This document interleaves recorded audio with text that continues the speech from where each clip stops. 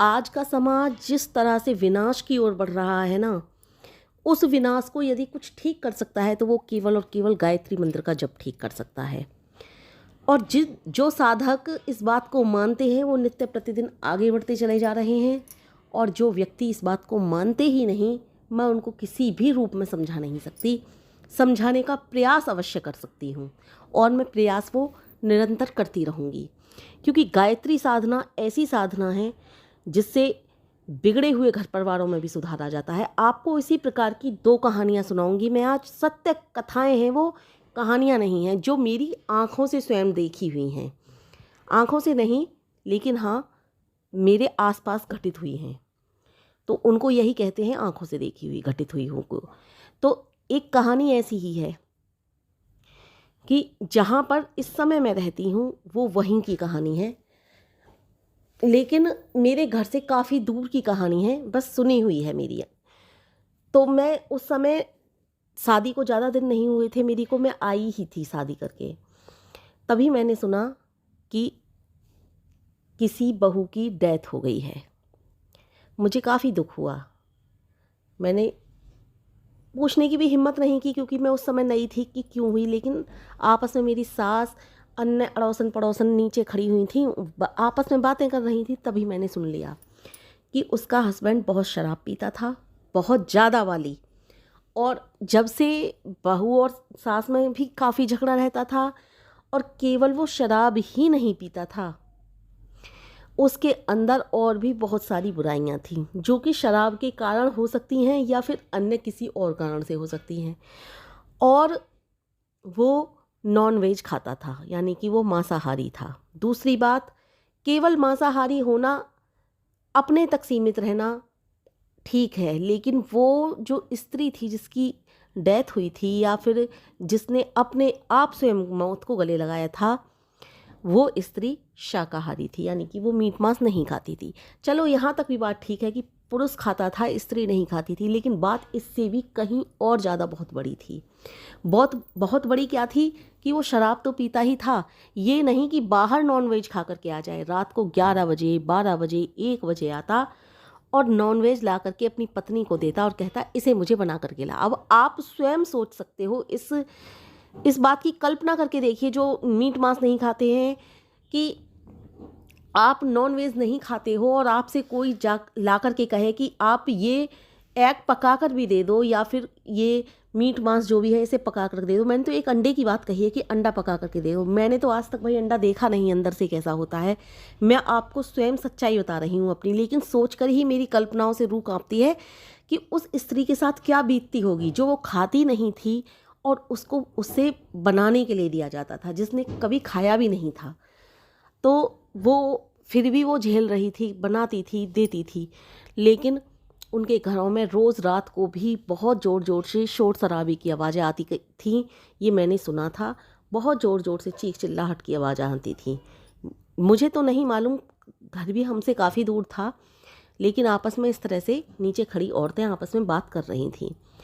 तो मैं इस तरह की जब मैंने बात सुनी, तो मैंने अपने ऊपर डाल करके देखा, यदि कोई मुझसे ये कहे कि ये अंडे हैं, इन्हें उबाल करके दे दे, या फिर कोई मुझसे ये कहे कि ये मीट मांस है, इसे बना करके दे दे, तो मैं कैसे कहूँगी, क्या करूँगी। मैं सोच कर भी मेरी रूह कांप जाती थी। लेकिन ये मैं बहुत अपने आप को भाग्य वाली मानती हूँ, नसीब वाली मानती हूँ कि मेरे मायके में भी सब शाकाहारी हैं और मेरी ससुराल में भी सब शाकाहारी हैं।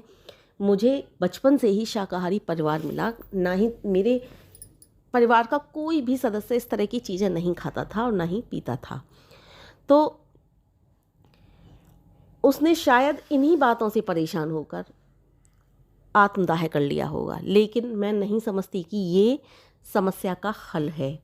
उसके मायके वालों ने भी उससे कहा था कि उसने मायके वालों से कहा था कि मेरी हेल्प करो, मेरी सहायता करो, तो मायके वालों ने भी कह दिया, तू अपनी ज़िंदगी में खुश रहे, ससुराल ही अब लड़की का जीवन होता है। मैं समझती हूँ कि इस तरह की परेशानियाँ जब आती हैं ससुराल में, क्या आपके यहाँ बेटी ने जन्म लिया था तब बेटी पराई हो चुकी थी? ऐसा नहीं करना चाहिए। मायके वालों को थोड़ा सपोर्ट तो अपनी बेटी को कराना ही चाहिए। इसीलिए मैं कहती हूँ, सभी बेटियों को पढ़ाओ, उनको पैरों पर खड़ा करो और गायत्री जप इसीलिए मैं ज़रूरी समझती हूँ और ज़रूरी मानती हूँ, क्योंकि गायत्री साधना करने वालों के सामने इस तरह की समस्या मैंने तो जीवन में नहीं देखी भाई। जितने भी गायत्री साधक हैं, किसी के भी सामने मैंने ऐसी कोई समस्या नहीं देखी। मैं अपनी बात कर रही हूँ, किसी के सामने हो इस तरह की समस्या तो मुझे पता नहीं, लेकिन मैंने सच में इस तरह की समस्या किसी भी गायत्री साधक के सामने नहीं देखी। हाँ, उनके परिवार में ये हो सकता है कि गायत्री साधक हो, वो मीट मांस या अंडा वगैरह ये नहीं खाता हो, लेकिन ऐसे परिवार में पहुंच गया हो, लेकिन उसके सामने इस तरह की समस्या नहीं आएगी कि तू बना करके दे, तू नहीं खाता तो तू बना करके दे। या ऐसा हो सकता है उसने पहले खाया पिया हो और वो ऐसे परिवार में आ गया हो, उसे अब बनाने को दिया जा रहा हो, कहीं ना कहीं इस तरह का लिंक अवश्य होगा। लेकिन गायत्री साधक के सामने इस तरह की समस्या कभी नहीं आती कि वो खाता हो ना पीता हो, ना उसने कभी इस तरह की चीज़ें देखी हों और उसे इस तरह के काम करने पड़ जाएं। लेकिन गायत्री साधक जो होते हैं उनके सामने समस्या तो आती ही नहीं, वो किसी को दुख भी नहीं देते। अब इससे बड़ा राक्षसपना क्या होगा कि उस बेटी के लिए वो खाती नहीं थी और उसको बनाने को उसका पति था वो कहता था। इससे बड़ा मैं राक्षसपना किसी चीज़ को नहीं समझती। आपको एक बात और बता दूं, देखिए डॉक्टर्स वगैरह सभी कहते हैं शराब बहुत गंदी चीज़ है, बहुत बुरी चीज़ है, लेकिन कोई इस बात को नहीं कहता है। मैं इस बात को सही कह रही हूँ कि शराब पीने वाले का दिमाग भी सिकुड़ने लगता है। एक व्यक्ति जो बहुत ज़्यादा समझदार होता है वो कोई शराब वगैरह नहीं पीता है, लेकिन पहली बात तो जो समझदार होगा वो पिएगा ही नहीं, लेकिन किसी संगत के कारण यदि वो पीने भी लग गया है तो उसकी समझदारी उसके पास तक नहीं रहती। ये बात सत्य है। शराब बहुत ही गंदी चीज़ है। शराब के कारण मैंने ना घरों को बिगड़ते हुए देखा है, बहुत अच्छे अच्छे घरों को बिगड़ते हुए देखा है मैंने, मैं सत्य बता रही हूँ। और जिस घर की मैं ये कहानी बता रही हूँ, उस घर की कहानी में वो बेटी तो ख़त्म हो ही गई, उसके कुछ ही दिनों बाद उन सबको परिवार में जेल भी हुई थी। काफ़ी सभी सास ससुर पति, यहाँ तक कि परिवार का कोई सदस्य ऐसा नहीं रहा था जिसको जेल नहीं हुई थी। उनका परिवार ही पूरा बिखर गया था और अंत में उसका वो पति था वो भी शराब के ही कारण ख़त्म हो गया था। ये होती है नासमझी वाली बातें, ये होती हैं नासमझी के कारण अपना घर बर्बाद कर देने वाली बातें। ये अच्छी बात नहीं है। ये किसी स्त्री को तुम ला करके दुखी कर रहे हो, ये अच्छी बात नहीं है। इसीलिए मैं कहती हूँ संस्कार के तौर पर यदि कुछ देना चाहते हो तो सबसे पहले कोई संस्कार दे रहे तो वो गायत्री संस्कार दीजिए। गायत्री जप कराइए अपने बच्चों को, ना तो वो इस तरह की नालायकी वाले काम करेंगे और ना नालायकी भरे अपने दिमाग में विचार लाएंगे, ना किसी को परेशान करेंगे, क्योंकि गायत्री साधक कभी किसी को परेशान कर ही नहीं सकता। गायत्री साधक वास्तव में किसी को परेशान नहीं करता। वो तो दूसरों के दुख को देखकर भी बहुत ज़्यादा व्यथित होता है। दूसरों के सामने वाले का दुख उसके सामने आ जाए तो वो बहुत ज़्यादा व्यथित हो जाता है। इसलिए बच्चों को ही नहीं, सभी जितने भी जन हैं घर में, सभी जन गायत्री साधना करें। गायत्री साधना ही सर्वोपरि है, इससे बड़ी साधना कोई भी नहीं है। अब जैसा कि मैंने दूसरी कहानी सुनाने की आपसे बात कही थी, दूसरी कहानी भी सुन लीजिए। एक परिवार है, उस परिवार में सभी जन ठीक ठाक हैं, लेकिन पिता जो है वो शराब पीता है और बेटी गायत्री साधना करती है। बेटी की शादी नहीं हुई अभी, बेटी गायत्री साधना करती है, लेकिन पिता के बहुत क्लोज है, बहुत ज़्यादा समीप है अपने पिता के। जब भी वह पिता उसका शराब पी करके घर आता है तो उसे काफ़ी बुरा लगता है, बहुत बुरा लगता है। अभी 8वीं या 9वीं में ही थी बेटी। अपनी कहानी जैसा कि उसने मुझे बताया 8वीं या 9वीं की ही बताया, उसने कहा मुझे ढंग से याद नहीं है। तो 8वीं या 9वीं में ही थी वो बेटी। उसके बाद उसने देखा उसका पिता घर पर नहीं है, 4 लोगों के बीच में बैठ करके शराब पी रहा है, यानी कि अपने घर से कहीं बाहर। बेटी को बहुत क्रोध आया क्योंकि वो गायत्री साधना करती थी। शायद आजकल की कोई जवान बेटी इस हद को पार ना कर पाए जो उस छोटी सी बच्ची ने हद पार की उस समय। वो छोटी सी बच्ची वहीं पर पहुंच गई जहां उसका पिता शराब पी रहा था और जाकर के आंखों में आंसू भर करके बोली अपने पिता से, एक गिलास लेकर के, लाओ इसमें मुझे भी डाल दो। पिता उसकी तरफ देखने लगा और उसको डांटने लगा और वो जो 4 व्यक्ति थे वो हंसने लगे, बोले बेटा बेटा तू जा जा घर जा। वो लड़की बोली, नहीं मैं घर नहीं जाऊंगी, जब मेरा पिता पी सकता है तो मैं भी पी सकती हूँ। मेरा पिता क्या संस्कार दे रहा है हमें, यही संस्कार दे रहा है। मैं अपने पिता की चारों तरफ बढ़ाई करती डोलती हूँ।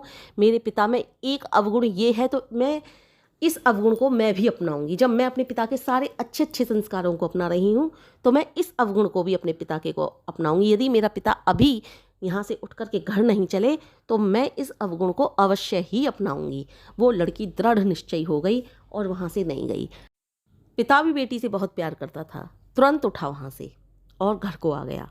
बाद में आकर के बेटी को बहुत डांटा कि तूने ये अच्छा नहीं किया, बहुत गलत कार्य किया। बेटी ने कहा, अगर आप इस तरह का कार्य करोगे तो मैं वहीं आऊँगी और यही कार्य करूँगी।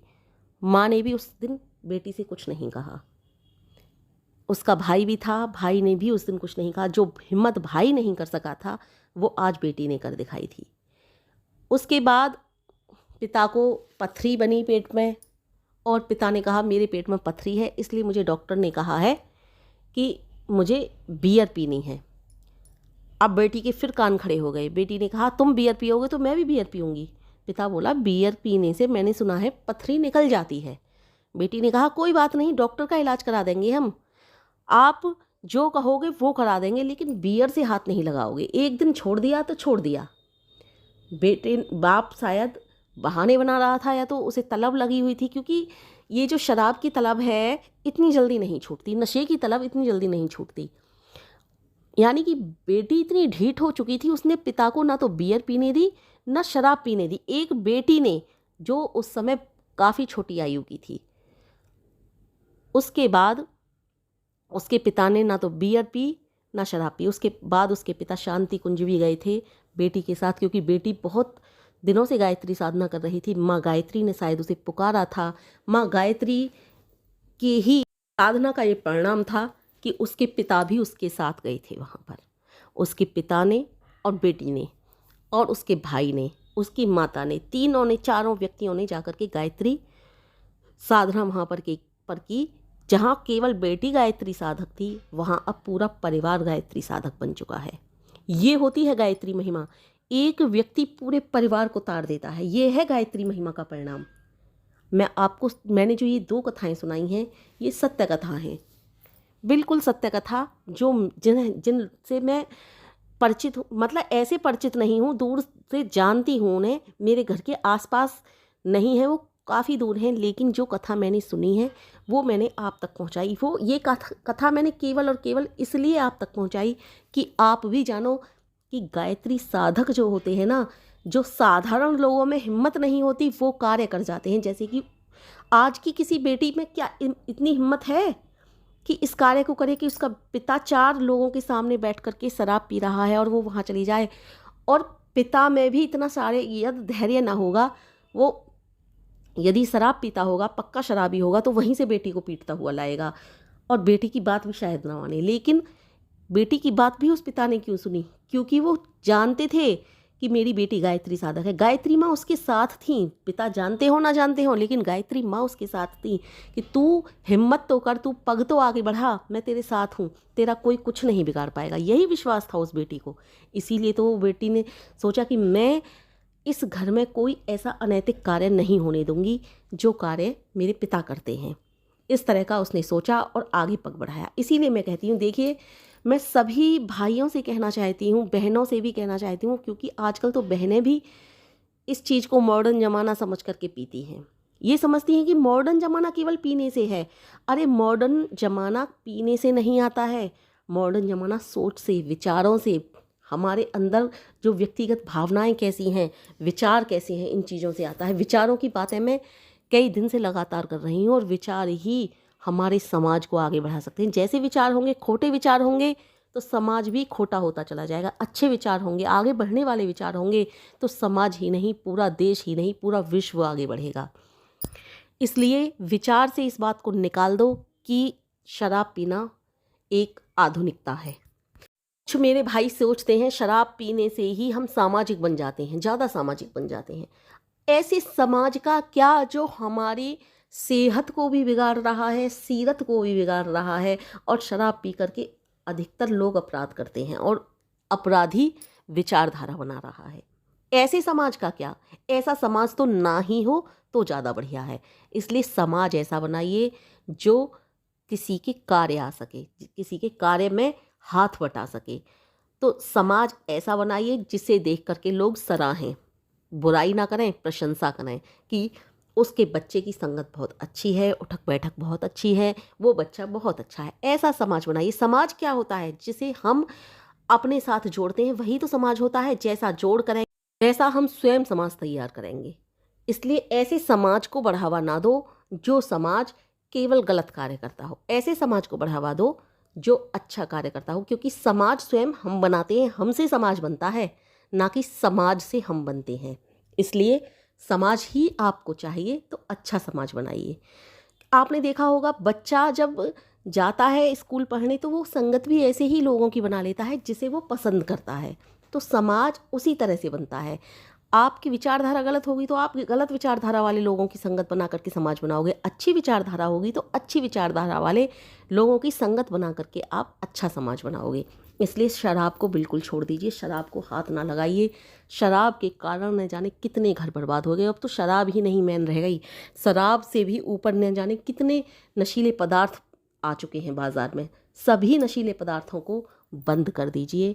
अपने घर को देखिए, परिवार को देखिए, गायत्री मंत्र पर जोर डालिए। गायत्री मंत्र का, अगर आप गायत्री मंत्र का जप करते हो, उससे फ़ायदा हो रहा है तो उसका प्रचार भी कीजिए, सभी को बताइए। मैं तो सभी को, जो भी मुझे मिलता है सभी को बताती हूँ गायत्री मंत्र के विषय में। इसलिए गायत्री मंत्र के विषय में आप भी सभी को बताइए, क्योंकि हमें गायत्री मंत्र के जप के द्वारा फ़ायदे हो रहे हैं तो दूसरों को भी होने चाहिए ना। इसलिए गायत्री मंत्र के जप अगर आप करते हो, आपको फ़ायदा हो रहा है, तो आप औरों से भी कराइए, औरों से भी कहिए कि गायत्री मंत्र का जप करिए। आपसे कोई किसी दुखी आत्मा मिलता है, आपसे कोई परेशानी भरी बात कहता है, मुझे ये परेशानी वो परेशानी, तो आप उससे सबसे पहले गायत्री मंत्र के जप की कहिए। ये उसकी मर्जी है, वो गायत्री मंत्र का जप करता है या नहीं करता। इसलिए गायत्री मंत्र का जप खुद भी करिए, औरों से भी कराइए। इससे बढ़कर महा उपाय कोई भी नहीं है कि गायत्री मंत्र का जप ही हमारे इस समाज को, हमारे इस संसार को, हमारे इस व्यवहार को भी, हमारा व्यवहार बदलेगा तभी तो समाज और संसार बदलेगा। जब सभी का व्यवहार बदलेगा तभी ये समाज, संसार, सब कुछ बदल जाएगा। सब अच्छे मार्ग पर चलेंगे, सब सुमार्ग पर चलेंगे, तो सब अच्छा ही अच्छा होगा। इसलिए गायत्री जप सभी करें और जो आपकी मानता हो उससे भी गायत्री जप अवश्य कराएं।